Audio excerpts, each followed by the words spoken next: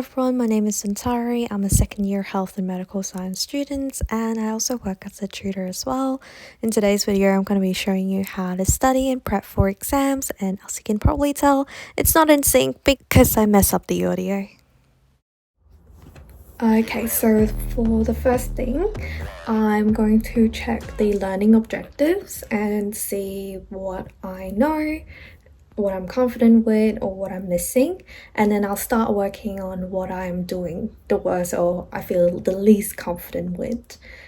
And then how am I going to approach that study? So first, I'll probably review the lecture notes because I haven't really checked them that regularly. I do miss some lectures, so going through that would help. And then the next thing that I would do is I would make mind maps for it, and after that I'm gonna be teaching someone, so either pretending that I'm teaching someone, maybe you guys, the space good here, or that I'm just actually bringing my sister in and just harass her with all of these musculoskeletal knowledge. But yeah, so that's the plan. I'll give you updates on how it goes.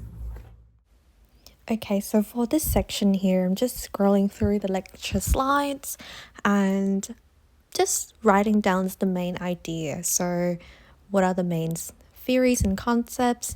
And from then on, I'll start branching down to the next main idea, so the subcategory.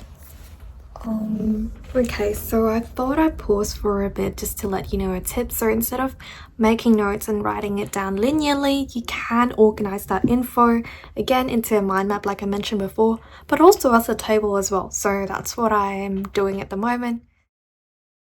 Yeah, just thought that I sprinkle all the tips in as I keep studying.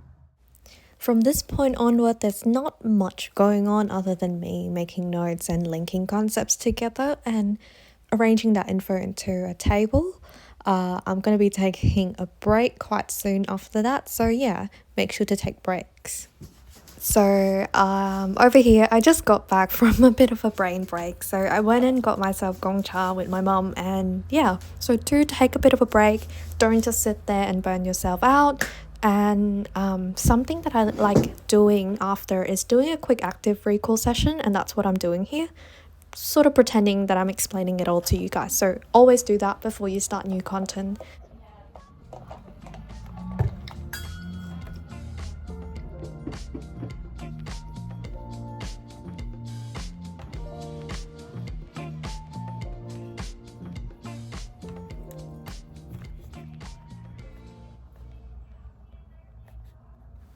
So from here on, I will be doing a 1 hour sessions of studying. So I like doing 1 hour study and then a bit of 30 to 50 minutes break and then back to 1 hour of studying.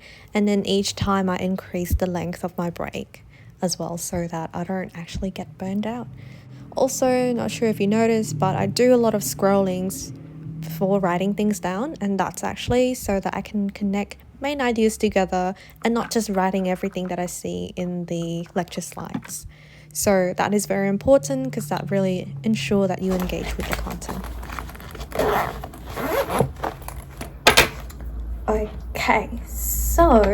Okay, so I thought I should probably explain what I'm going to be going through next.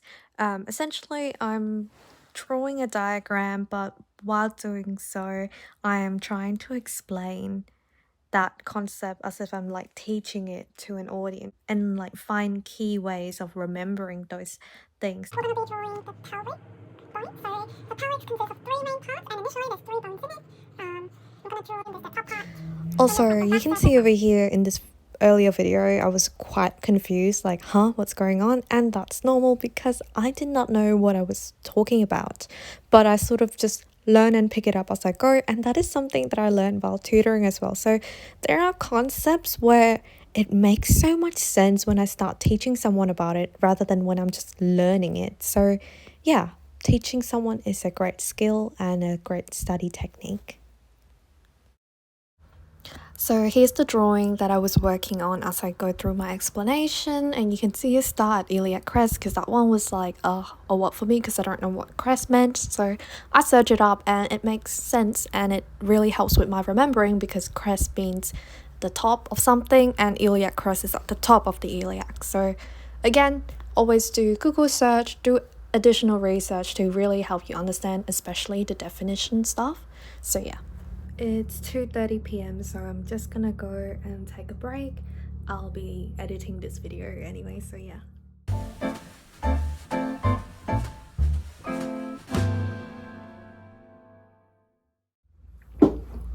It's now 3:20, so about 15-minute break. So again, I'm gonna go back to recall what I was learning earlier.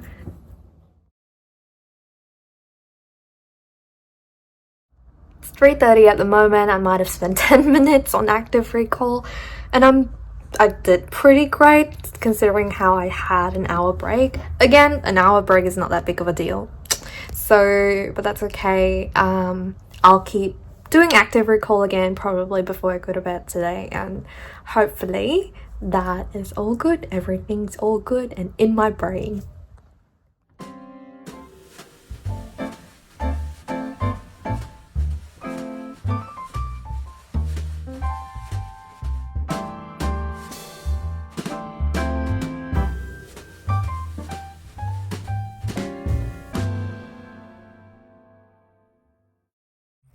So it's 4:30 p.m. at the moment, and I started my third session at 3:30, so essentially an hour. What have I done? So in the meantime, I made notes while going through my lecture slides. Or why did I do that? Well, because I didn't watch any lectures. I sort of just attend workshops and practical with zero knowledge and sort of passively and sort of actively as well learning. So to me, I was treating my practical and workshop, which was intended to reinforce what I was learning, as pre-study. So yeah. Anyway, I think it's quite productive. I spent 3 hours and I went through the first half of my module. So I think that's quite good. So I'm just gonna show you what I did. You can see some flowchart diagrams, lots of diagrams because I'm learning anatomy. Another thing could be the fact that there's highlighting, so that helps with grouping and classification on top of the mind map itself. So that's what I found really helpful. For something that I failed to recall or something I know that I would have trouble remembering, I'll just highlight it so it sort of pops out. I think other than that, I also did a lot of Googling just to clarify certain stuff, or just getting extra information from what already is presented just to help with my understanding. Okay, so we did all of that, so reflections on how well the session went or what I did. The next step is to sort of plan what to do next. So the next thing that I have to do is revision of what I learned and learning the second half of the content. So those are the two main plans. In terms of revision, how am I going to approach it? So I have 3 plans. So first, active recalling the first 20 minutes of the sessions, and then solving problems and questions that the course coordinator have put it up, and then planning lessons and teach and study with my friends, essentially. So those are the 3 things that I plan to do for revision. I might add a few more things later on and we'll see, but those are the 3 main ones. In terms of learning the content again, I'm going to go through a similar process as what I did today. So scrolling through lecture notes, reading and making notes, but not trying to make note every second. Read a few slides, understand the content, understand the main idea, and then connecting and grouping things together before writing down the notes. So yeah, it sort of requires a lot of mental power and capacity for it. But yeah, now in terms of the timeline and planning, so ideally I do want to do a bit of revision later tonight before bed, so just refresher, just spit it all out before I go to bed. And then the next day I'll have a 1-hour revision session of the first half of the module.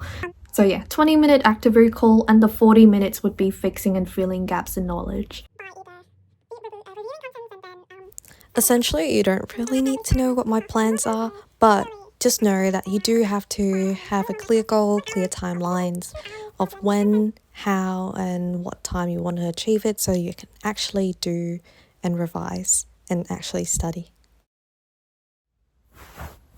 So yeah, this is pretty much it for today. I'll see you next time, ideally during my next revision sessions.